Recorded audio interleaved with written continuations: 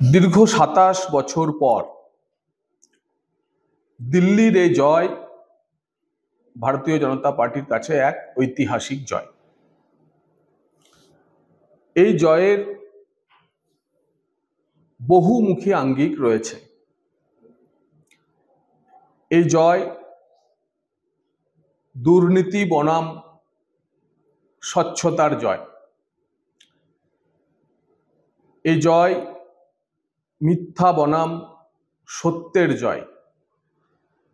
এই জয় ডোল বনাম ডেভেলপমেন্ট বা দান খয়রাতি বনাম সামগ্রিক উন্নয়নের জয়।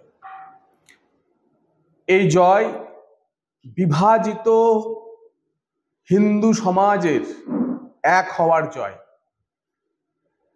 এই জয় মোদিজির উপর মিনি ভারতবর্ষ দিল্লির পূর্ণ আস্থা প্রকাশ করার জয়। এই জয় পাপ্পুর আরো একবার নিজেকে পাপ্পু প্রমাণিত করার জয়।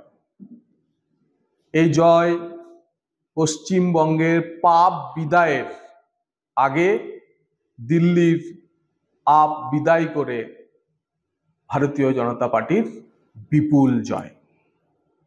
যখন আমরা বলছি যে